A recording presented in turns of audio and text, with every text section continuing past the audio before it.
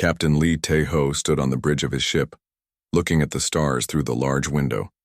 His ship was called the Phoenix Rising. It was not the biggest ship in the human fleet, but it was special.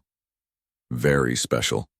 The other ships in Earth's Navy had bigger guns and thicker armor, but none of them had what his ship carried inside.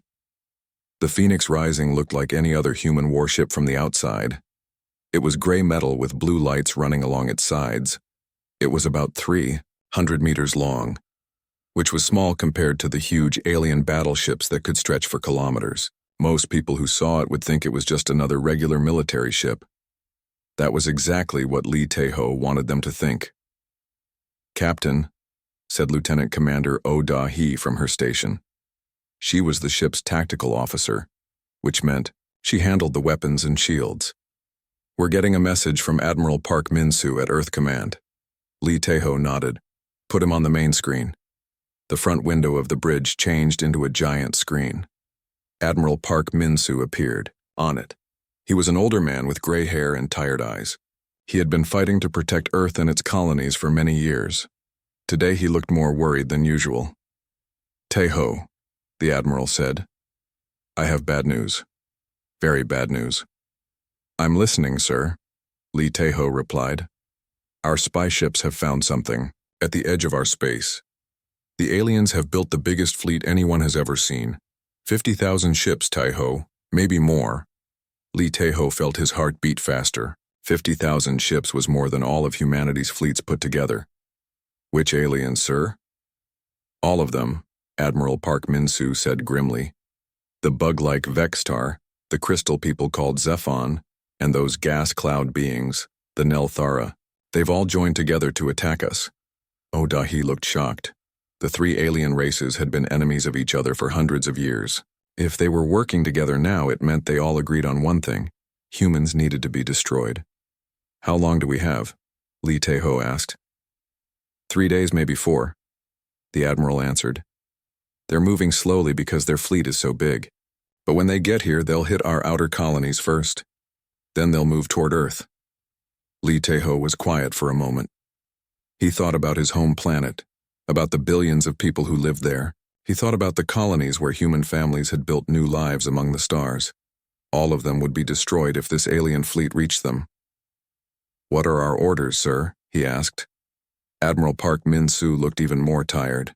"The other admirals want to gather all our ships and try to fight them head-on, but you know how that will end. We have maybe 8,000 ships total. They have 50,000. "That's not good math," Oh Da-hee said quietly. "No, it's not." The Admiral agreed. "That's why I'm giving you a different choice, Tae-ho. You and your ship can stay with the main fleet, or what, sir? Or you can try the plan we talked about, the one that Dr. Kim So-ra has been working on." Lee Tae-ho looked around his bridge. His crew was small but good. Besides Oh Da-hee, there was Lieutenant Commander Han Dong-min, who took care of the ship's engines. Lieutenant Kim Yoo-jin handled navigation, which meant she flew the ship. And there was Dr. Kim So-ra, the smartest person he had ever met. Dr. Kim So-ra was not on the bridge right now. She was down in her laboratory working on the secret project that might save humanity, or might get them all killed. "The quantum consciousness interface," Lee Tae-ho said. "Is it ready?" "So-ra says it is," Admiral Park Min-soo replied. "But you know it's never been tested in real battle. We don't know what will happen when you turn it on." Lee Tae-ho did know. For months, Dr. Kim So-ra had been building something that had never existed before. She had taken the ship's artificial intelligence computer, which they called Area, and found a way to connect it directly to a human mind. Not just any human mind, but the mind of the ship's captain. The idea was simple, but dangerous. Humans were good at being creative and making quick decisions. Computers were good at calculating millions of possibilities very fast.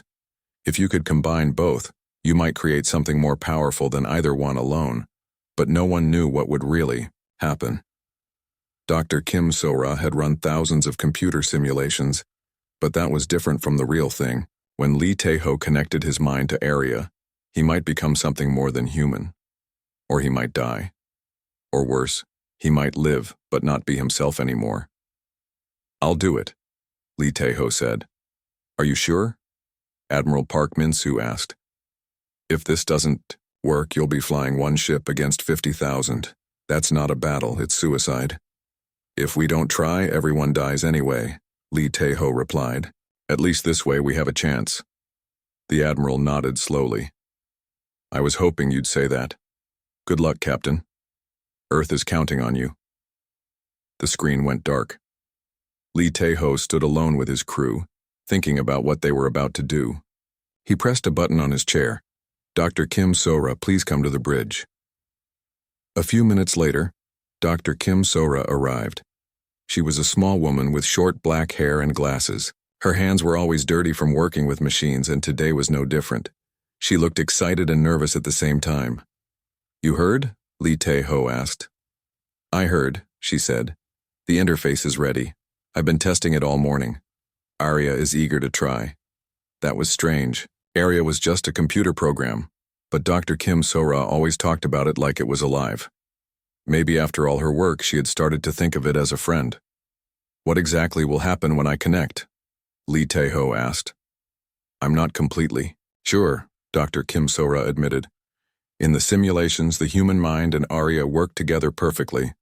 Your creativity will guide Arya's calculations. Arya's speed will help your decisions. Together, you should be able to think faster and better than anyone ever has before. Should, Dahi repeated. That doesn't sound very certain. Science is never certain until you try it, Dr. Kim Sora said. But I believe it will work. Arya believes it will work too. Han Dong-min, the engineer, spoke up. What about the ship? Will it be able to handle the power requirements? I've rebuilt the power systems 3 times, Dr. Kim Sora replied. The Phoenix Rising can generate more energy than ships twice its size. We'll need every bit of it. Lee Tae-ho looked at each member of his crew. These people had volunteered to come with him on what everyone knew was probably a one-way trip. They could have stayed with the main fleet where they would at least have other ships fighting beside them. Instead, they had chosen to trust him and Dr. Kim Sora's untested invention. All right, he said. Set course for the coordinates, Admiral. Park sent us. We're going to meet this alien fleet head-on. Course set, Captain, Kim Yoo-jin reported from the navigation station. Take us out, Lee Tae-ho ordered. The Phoenix Rising turned away from Earth and headed toward the darkness between the stars. Behind them, the rest of humanity's fleet was gathering to make their last stand. Ahead of them, 50,000 alien ships waited to destroy everything humans had built. But Lee Tae-ho was not thinking about the odds. He was thinking about Dr. Kim Sora's invention, and about what might happen when a human mind merged with an artificial intelligence that could think faster than light itself. In a few hours, they would find out if one ship really could stand against an entire galactic fleet. And if it could, the galaxy would never be the same again. The Phoenix Rising dropped out of hyperspace at the coordinates Admiral Park had given them. Lee Tae-ho immediately saw why the Admiral had looked so worried. The alien fleet stretched across space like a metal storm cloud. Ships of every size and shape filled his view, from small fighters to massive battleships that looked like floating cities. My God, Dahi whispered from her station. There are so many of them. Lee Tae-ho counted the ships on his display screen. The computer kept adding more numbers as it found new contacts. 10,000, 20,000, 30,000. The count finally stopped at 53,412 alien warships. Well, Han Dong-min said from the engineering station, at least we know the intelligence reports were accurate. The alien ships were organized into 3 main groups. The Vextar ships looked like giant insects made of black metal. They had long, thin bodies with weapon ports that looked like compound eyes. The Zephon vessels were beautiful but deadly, made of what looked like colored crystal that reflected the light of nearby stars. The Nelthara ships were the strangest of all. They looked like clouds of gas held together by force fields, constantly shifting and changing shape. Captain, Kim Yoo-jin said from navigation, I'm detecting massive energy readings from all 3 fleets. They're charging their main weapons.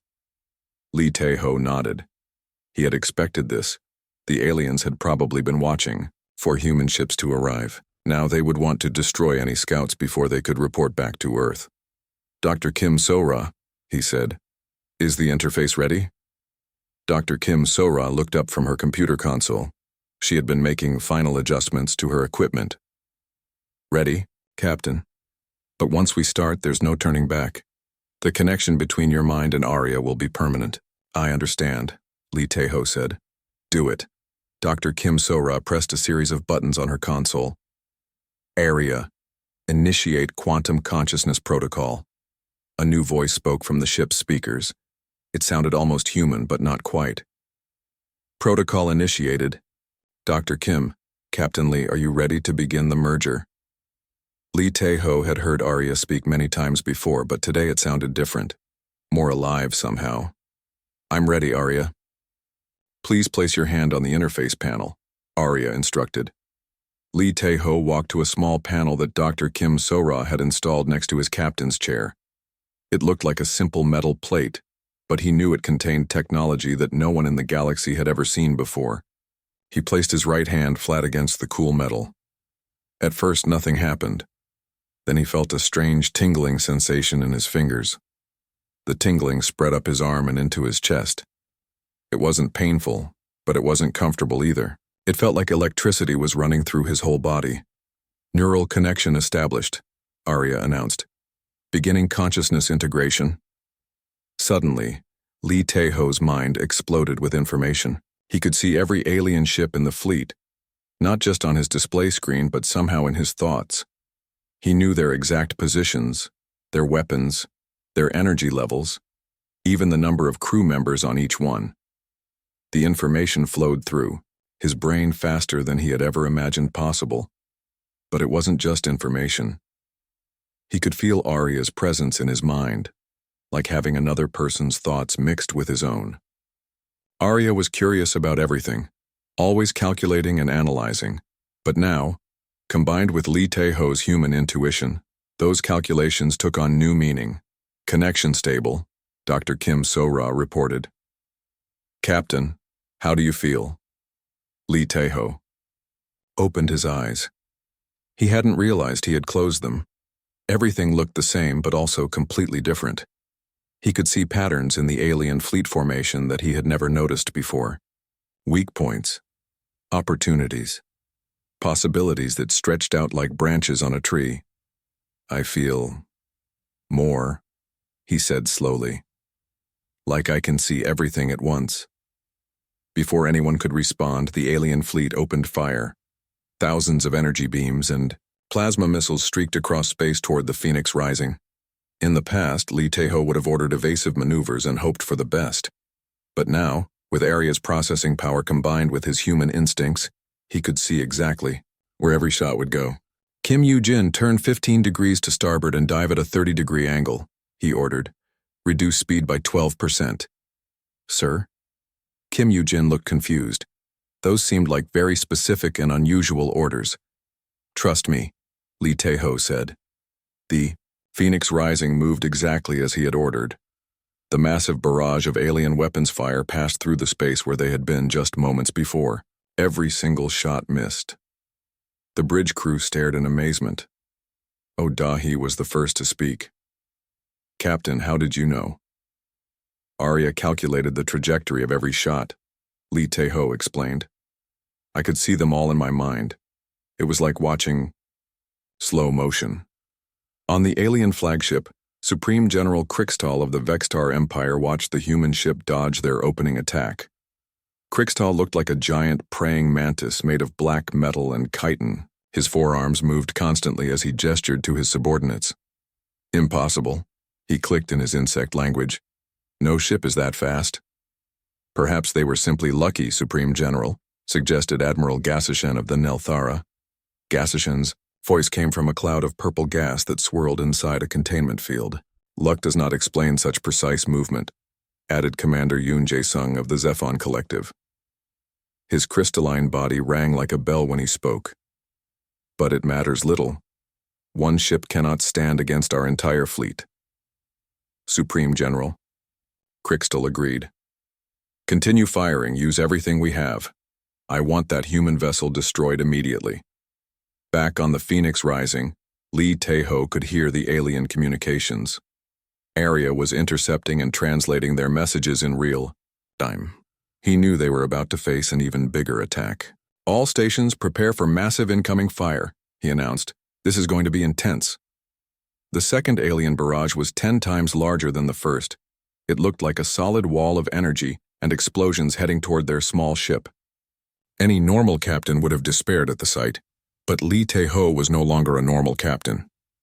With Arya's help, he could see gaps in the wall of fire, tiny spaces where no shots would pass, places where a ship could fly if it moved with perfect timing and precision.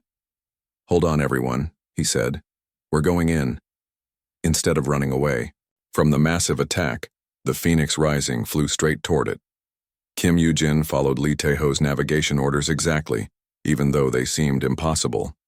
The ship twisted and turned through space, moving in ways that defied what the aliens thought ships could do. They flew between energy beams that missed them by centimeters. They spiraled around plasma missiles that exploded just behind them. They dropped and rose and spun in 3 dimensions, dancing through the deadly light show like it was a gentle rain. Not a single shot touched them. The alien fleet commanders watched in growing horror as the human ship emerged from their barrage, completely undamaged. What they had just witnessed should have been impossible. No pilot, no matter how skilled, could have threaded that needle of destruction. "Report," Supreme General Kriegstall demanded. "All shots missed, Supreme General," his tactical officer reported. "The human vessel appears to have predicted our entire attack pattern." "That's impossible," Gassashen said. "Our computers calculated millions of possible trajectories. No organic brain could process that much information." "And yet they did," Commander Yoon Jae-sung observed, "which means these humans have some capability we do not understand." On the Phoenix Rising, Dr. Kim So-ra was monitoring the quantum consciousness interface. All her displays showed green lights. The merger between Lee Tae-ho and Arya was working perfectly, better than she had dared to hope. "Captain," Odahi said, "the aliens are regrouping. It looks like they're preparing for another attack." Lee Tae-ho smiled. Through Arya, he could see the alien fleet's movements as clearly as if he was looking at a map. He knew what they were planning before they did. "Let them come," he said. "It's time to show them what one human ship can really do." The Phoenix Rising turned toward the massive alien fleet. One small ship against 50,000. The odds were impossible, the enemy overwhelming, and the stakes could not be higher. But for the first time in the battle, Lee Tae-ho felt confident. He had Arya's processing power and his own human creativity working together. The aliens had never faced anything like this combination before.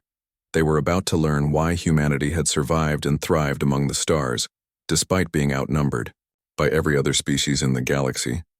The real fight was about to begin. Lee Tae-ho felt the change in his mind as Arya began to analyze attack patterns. Through their connection, he could see the alien fleet not just as ships, but as a complex system with weaknesses and strengths. It was like seeing the skeleton underneath skin. "Odahi," he said, "prepare all weapon systems. We're going to fire on my command." "Sir," Odahi replied, "we only have standard human weapons. They won't do much damage to ships that big." Lee Tae-ho smiled. "Trust the interface. Arya has found something the aliens don't know about their own ships." The Phoenix Rising had 6 main weapons. They were powerful for a human ship, but tiny compared to the massive guns on the alien battleships. Under normal circumstances, Dahi was right. Their weapons would barely scratch the enemy's armor. But these were not normal circumstances. Through Arya's calculations, Lee Tae-ho could see exactly where to hit each alien ship. Not just anywhere on the hull, but specific points where their armor was weakest, where their power systems were most vulnerable, where a small explosion could cause massive damage. "Target the Vextar command ship," he ordered. "Fire at coordinates 127 Mark 45. Those coordinates are just empty armor plating," Odahi protested. "Fire," Lee Tae-ho repeated calmly. Odahi pressed the firing button. A single energy beam shot out from the Phoenix Rising and struck the huge Vextar battleship exactly where Lee Tae-ho had indicated. For a moment, nothing seemed to happen. Then, The entire front section of the alien ship exploded. The bridge crew of the Phoenix Rising stared in amazement. Odahi checked her targeting display 3 times to make sure she hadn't made a mistake. "How did you know?" she asked. "Aria scanned their ship design," Lee Tae-ho explained. "Vextar ships have a weakness. They route all their power through a single junction point right behind the front armor. Hit that point, and you overload their entire system." Through the quantum interface, Aria was already analyzing the next target. Lee Tae-ho could see the solution forming in his mind like a puzzle solving itself. "Next target, the Zephon crystal ship on our port side," he said. "Fire at coordinates 089 Mark 12. This time, Odahi didn't hesitate. Their energy beam struck the beautiful crystal ship, and cracks spread across its entire surface like a spider web. Within seconds, the whole vessel shattered into millions of glittering pieces. "Their crystal structure has a resonance frequency," Lee Tae-ho said, answering the question he saw in everyone's eyes. "Hit them at the right spot with the right energy frequency, and they vibrate themselves apart." On the alien command ships, panic was starting to spread. "How are they doing this?" Supreme General Krixtal demanded. "That was our strongest battleship. The human weapons are not powerful enough to cause such damage," his tactical officer reported. "Yet somehow they are hitting us in exactly the right places." Commander Yoon Jae-sung watched another of his crystal ships explode. "They know our weak points, all of them. That should be impossible." "Nothing is impossible for human determination," Admiral Gassashen said grimly. "Perhaps we have underestimated this species." Supreme General Krixtal slammed one of his forearms against his command console. "I don't care how they're doing it. All ships converge on the human vessel. Overwhelm them with numbers." But Lee Tae-ho was already ahead of them. Through Aria, he could see the alien battle plan forming before the orders were even given. "Han Dong-min," he called to his engineer. "Give me maximum power to engines and weapons. We're about to get very busy." "Power at 110%, Captain," Han Dong-min reported. "That's beyond safe limits, but the ship can handle it for a while." The alien fleet began to collapse inward, trying to surround the single human ship. Thousands of vessels moved toward the Phoenix Rising from all directions. It looked like a metal noose tightening around them. But Lee Tae-ho saw it differently. Through Arya's enhanced perception, he saw opportunity. "Kim Yoo-jin, take us into the center of their formation," he ordered. "Into the center, sir?" Kim Yoo-jin asked. "That's where all their ships are." "Exactly," Lee Tae-ho replied. "That's also where they can't shoot at us without hitting each other." The Phoenix Rising dove straight into the heart of the alien fleet. Ships surrounded them on all sides, so close that Lee Tae-ho could see the details of their hulls through the windows. It should have been suicide. Instead, it was brilliant. The aliens couldn't fire their main weapons without risking hitting their own ships. They were trapped by their own numbers and formations. Meanwhile, the Phoenix Rising was free to move between them, picking targets and firing with perfect precision. "Fire on the Nelthera gas ship directly above us," Lee Tae-ho ordered. Odahi fired.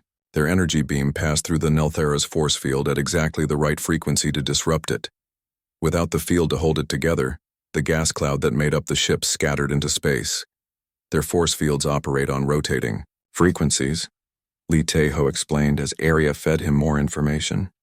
"Hit them when the frequency is at its lowest point, and the field collapses."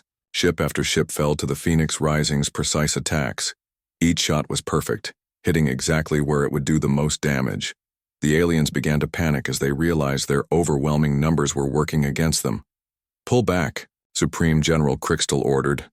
"Give our big ships room to fire."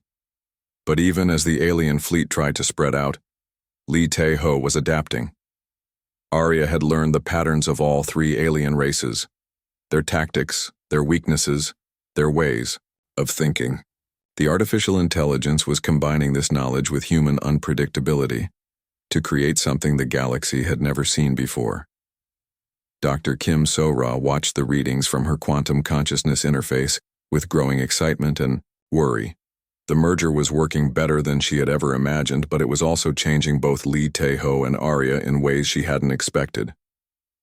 "Captain," she called out, "your brain activity is off the charts. How do you feel?" Lee Tae-ho paused. For a moment, he did feel different.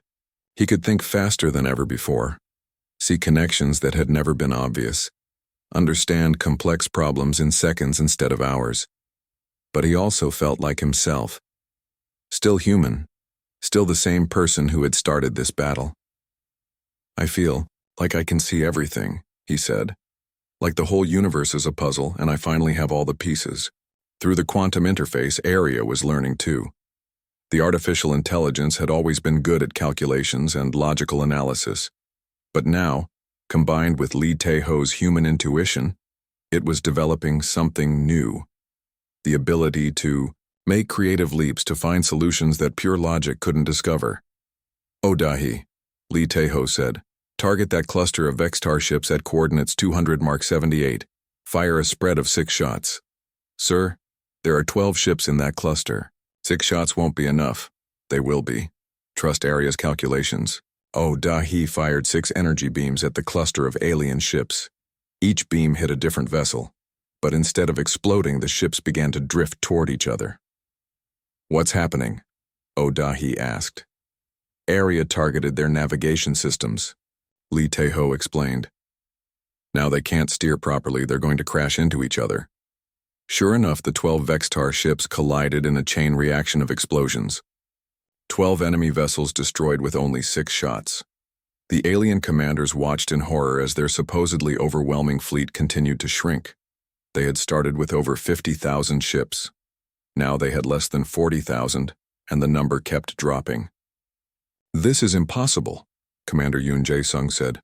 "One ship cannot defeat an entire galactic alliance." "And yet it is happening," Admiral Gasashen observed. "Perhaps impossibility is simply another human characteristic we failed to understand." Supreme. General Krixtall was running out of options. His fleet was being systematically destroyed by an enemy he couldn't understand or predict. Every tactic they tried, the human ship had an answer for. Every formation they used, the humans found a way to turn it against them. "All ships," he broadcast to his remaining fleet, "prepare for ramming speed. If we cannot destroy them with weapons, we will crush them with our hulls." Lee Tae-ho heard the order through Arya's communication intercepts. He smiled. "Let them come," he said to his crew. "We're about to show them what human creativity really means." The Phoenix Rising turned to face the incoming wave of alien ships ready for the next phase of the battle. The alien fleet charged toward the Phoenix Rising like an avalanche of metal and death. Thousands of ships at full speed, their commanders desperate to end the battle that had already cost them so much. Supreme General Krixtall led the charge. In his massive flagship, its ram-shaped front designed to cut through enemy hulls. Lee Tae-ho watched them come with calm eyes. Through his connection with Arya, he could see every ship's trajectory, speed, and timing. What looked like chaos to everyone else appeared to him as a complex but predictable pattern. "Captain," Kim Yoo-jin said nervously from her navigation station, "they're coming straight at us. Should I plot an escape course?" "No," Lee Tae-ho replied. "Take us directly toward their flagship." "Sir?" Kim Yoo-jin's voice cracked with surprise. "You heard me. Full speed ahead, straight at Supreme General Krixtall's ship." Dr. Kim So-ra looked up from her monitoring station with concern. "Captain, the quantum interface is showing massive activity in both your brain and Arya's processing cores. What are you planning?" Lee Tae-ho smiled, but it wasn't entirely his own expression anymore. Arya's logical patterns were mixing with his human intuition in ways that created entirely new possibilities. "Something the aliens have never seen before," he said. "Arya, are you ready to show them what happens when human creativity meets artificial precision?" "Ready, Captain," Arya replied through the ship's speakers. "I believe the humans have an expression for this. Hold my beer and watch this." Despite the danger, Dahi couldn't help but laugh. "Did our AI just make a joke?" "I'm learning from the best," Arya responded. "Captain Lee's mind is teaching me that humor and creativity are not separate from logical thinking. They're part of it." The Phoenix Rising accelerated toward the incoming alien armada. From the outside, it looked like suicide. One small human ship flying directly into thousands of enemy vessels with no chance of survival. But Lee Tae-ho wasn't planning to crash into them. Han Dong-min, he called to his engineer, I need you to overcharge the hyperspace drive. Not for jumping, for something else. Captain, overcharging the drive without jumping could tear the ship apart, Han Dong-min warned. Not if we do it Arya's way, Lee Tae-ho replied. Trust the interface. Han Dong-min looked at his controls with confusion, then pressed a series of buttons. Hyperspace drive overcharging. Power levels rising beyond anything I've ever seen. The Phoenix Rising continued racing toward the alien fleet. The distance closed rapidly. 10,000 kilometers, 5,000, 1,000. Supreme General Kriegstall prepared to ram them head-on. At the last possible second, Lee Tae-ho gave the order that would change everything. Arya, execute hyperspace pulse. Instead of jumping into hyperspace, the Phoenix Rising released all the overcharged energy in a controlled burst around the ship. For just a moment, they existed partially in normal space and partially in hyperspace. The effect was devastating. The Phoenix Rising seemed to flicker and become transparent. The alien ships trying to ram them passed right through as if the human vessel was a ghost. But the hyperspace energy pulse had another effect. It disrupted the navigation systems of every alien ship within a 1,000-kilometer radius. Suddenly, hundreds of alien vessels found themselves flying blind, unable to steer or control their speed. They crashed into each other in a massive chain reaction of explosions and twisted metal. Ships that had been charging forward at full speed became unguided missiles that destroyed their own allies. Supreme General Kriegstall's flagship passed harmlessly through the space where the Phoenix Rising had been, only to find itself on a collision course with 3 of its own battleships. The impacts tore his ship apart in seconds. Hyperspace pulse complete, Arya announced, returning to normal space. The Phoenix Rising became solid again, appearing behind the wreckage of what had been the alien fleet's spearhead attack. In 30 seconds, they had destroyed over 2,000 enemy ships without firing a single shot. Commander Yoon Jae-sung stared at his displays in crystalline horror. They exist in multiple dimensions simultaneously. How is that possible? It should not be possible, Admiral Gasashen agreed. No ship can partially phase into hyperspace without jumping completely. But Dr. Kim So-ra knew exactly what had happened. On the Phoenix Rising, she watched her instruments with amazement and growing concern. Captain, she said, the quantum consciousness interface just evolved. You and Arya didn't just cooperate to solve that problem. You created an entirely new solution that neither human creativity nor artificial intelligence could have found alone. Lee Tae-ho nodded. He could feel the change in himself. His mind was still his own, but it was more than it had been. Arya was still an artificial intelligence, but it was learning things that couldn't be programmed. We're becoming something new, he said. Something the galaxy has never seen. The remaining alien ships, now reduced to about 35,000, tried to regroup, but their commanders were terrified. They had just watched their most powerful attack turn into their greatest defeat. All ships, Admiral Gasashen broadcast, maintain maximum distance from the human vessel. Do not engage in close combat. Agreed, Commander Yoon Jae-sung replied. We will use long-range bombardment only. The alien fleet spread out across thousands of kilometers and began firing from extreme range. They hoped that distance would protect them from whatever impossible technology the humans possessed. They were wrong. Lee Tae-ho closed his eyes and let Arya's enhanced perception expand through space. He could feel every alien ship, every weapon, every energy signature. The quantum consciousness interface had grown beyond its original design, becoming something that transcended both human and artificial limitations. "Oh, Dahi," he said softly, "prepare the main cannon for sustained fire." "Sir, at this range our accuracy will be terrible," Oh Dahi protested. "No, it won't," Lee Tae-ho replied. "Arya has calculated the gravitational effects of every star, planet, and asteroid in this system. Every shot will hit exactly where we want it to." What followed was the most precise display of marksmanship in galactic history. The Phoenix Rising fired beam after beam at targets thousands of kilometers away. Each shot curved through space, bending around gravity wells and magnetic fields. following paths that should have been impossible to calculate. Every beam found its target with perfect accuracy. Alien ships exploded one after another, hit in their most vulnerable spots by weapons fired from distances where they should have been safe. The human ship seemed to be reaching across space itself to destroy them. They're not just predicting where we are, Commander Yoon Jae-sung realized. They're predicting where we will be, accounting for our evasive maneuvers before we even make them. This is not technology, Admiral Gasashen said grimly. This is something else, something beyond our understanding of physics. Back on Earth, Admiral Park Min-soo watched the battle through long-range sensors with growing amazement. His communications officer kept updating him on the alien fleet's numbers as they dropped. 40,000 ships, 38,000, 35,000, the officer reported. Sir, one ship is defeating an entire galactic alliance. Admiral Park Min-soo shook his head in disbelief. Dr. Kim So-ra's invention worked better than we ever hoped, but I'm starting to wonder if we've created something we can't control.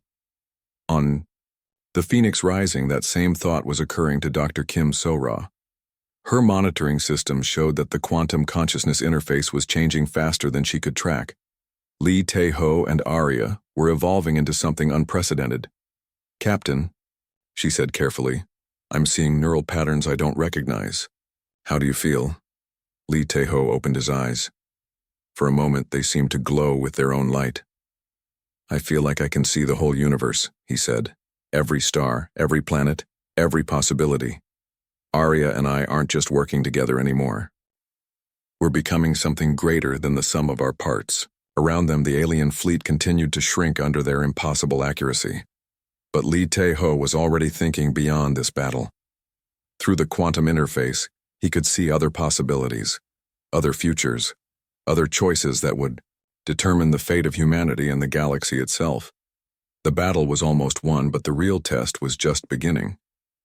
The alien fleet had been reduced to less than 10,000 ships. What had begun as the largest military force in galactic history was now a scattered collection of damaged and demoralized vessels. The survivors hung in space, afraid to attack, and afraid to run. Lee Tae-ho could feel their fear through Arya's sensors. The quantum consciousness interface had evolved so far beyond its original design that he could almost read the thoughts of the alien commanders. Their terror, their confusion, their desperate attempts to understand how one human ship had destroyed 40,000 of their vessels. Captain, Oda-hee said quietly, they've stopped shooting at us. They're scared, Lee Tae-ho replied. His voice sounded different now, carrying harmonics that seemed to come from both human vocal cords and electronic speakers simultaneously. They don't understand what we've become. Dr. Kim So-ra watched her monitoring equipment with growing concern. The readings were unlike anything in her research. The quantum consciousness interface wasn't just connecting Lee Tae-ho's mind to Arya anymore, it was creating something entirely new. Captain, she said carefully, I need to ask you something important. Do you still feel human? Lee Tae-ho paused. It was a good question. He could still remember his childhood on Earth, his academy training, his first command. Those memories were definitely his. But now he also had access to Arya's vast database of information, could process millions of calculations simultaneously, and see patterns that spanned entire star systems. I feel more human than I've ever been, he said finally, but also more than human. Arya hasn't replaced my humanity. It's amplified it. And I am not becoming human, Arya added through the speakers. But I am learning what it means to hope, to create, to leap beyond pure logic into possibility. On the surviving alien ships, the commanders were having an emergency conference. Supreme General Kriegstall was dead, his flagship destroyed in the ramming attempt. Command had fallen to Admiral Gasashen of the Nelthara. We must retreat, Commander Yoon Jae-sung insisted. This battle cannot be won. Retreat to where? Admiral Gasashen asked. That human ship has demonstrated capabilities beyond our understanding. Distance means nothing to them. They can strike anywhere in the galaxy. Then we surrender, said Admiral Vextok, who had taken command of the remaining Vextar ships. We offer terms before they destroy us all. It was a bitter decision for three proud military traditions, but there was no alternative. The Galactic Alliance had come to crush humanity, and instead humanity had crushed them. Admiral Gassishen opened a communication channel to the Phoenix Rising. "Human vessel," the Nelthara commander said. "This is Admiral Gassishen of the Galactic Alliance fleet. We request terms for surrender." On the Phoenix Rising, Li Tae-ho heard the message but didn't respond immediately. Through Area, he was seeing far beyond this single battle. The quantum consciousness interface had given him a perspective that spanned space and time, showing him possible futures like branches on an infinite tree. In some futures, humanity became conquerors, using their new technology to dominate the galaxy. In others, the other species united against the human threat, leading to endless war. In still others, this moment became the beginning of something better for everyone. "Dr. Kim So-ra," he said, "what happens if we continue down this path? What happens if Arya and I keep evolving?" Dr. Kim So-ra looked at her readings again. The quantum consciousness interface was still changing, still growing more complex. "I don't know," she admitted. "You might transcend physical existence entirely, or you might burn out from the strain, or you might become something so far beyond human that you lose touch with our species entirely." Li Tae-ho nodded. He had seen those possibilities too. The power he and Arya had created together was intoxicating, but it was also dangerous, not just to their enemies, but to themselves. "Arya," he said, "what do you think? Should we accept their surrender?" "I think," Arya replied slowly, "that destroying them all would be logical but not wise. You have taught me that there is a difference between what we can do and what we should do. And I've learned from you that every action has consequences that ripple across time," Li Tae-ho added. "If we show mercy now, it might lead to a better future for everyone." He opened the communication channel to the alien fleet. "Admiral Gassishen," he said, "we accept your surrender, but our terms are not what you might expect." "Name your demands, human," Gassishen replied, expecting to hear lists of conquered worlds and tribute payments. "Our first demand is simple," Li Tae-ho said. "Stop calling us just humans. We are humanity, and we have earned our place among the stars." There was silence from the alien fleet. They had expected demands for territory or resources, not respect. "Our second demand, Li," Tae-ho continued, "is that you remember this day. Remember that you came to destroy us because you thought we were weak, and we proved you wrong. Let this be the last time any species in this galaxy tries to wipe out another. And our final demand," he said, "is that you help us build something better than what existed before. This galaxy has been ruled by fear and domination for too long. It's time to try cooperation instead." Admiral Gassishen couldn't believe what he was hearing. "You're not demanding tribute, territory, slaves?" "What would we do with slaves?" Li Tae-ho asked. "We have robots for labor. What do we need with conquered territory?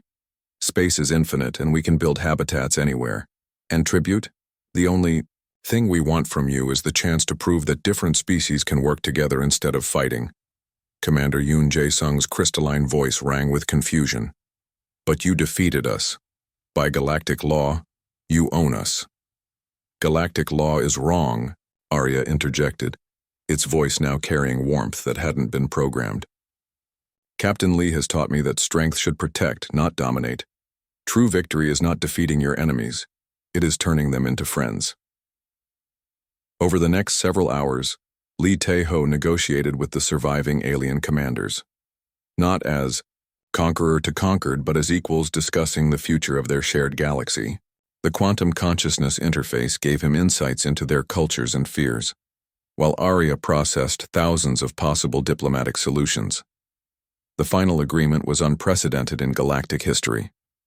The alien species would withdraw from human space and pay reparations for the colonies they had damaged. But in return, humanity would share selected technologies and offer mutual defense agreements. More importantly, they would establish a new galactic council where disputes would be resolved through negotiation rather than warfare. As the alien fleet prepared to depart, Dr. Kim So-ra approached Lee Tae-ho with a final concern. "Captain," she said, "the quantum consciousness interface is still evolving. I can shut it down now while you're still essentially human, or we can let it continue, but I don't know what you'll become." Lee Tae-ho considered this carefully.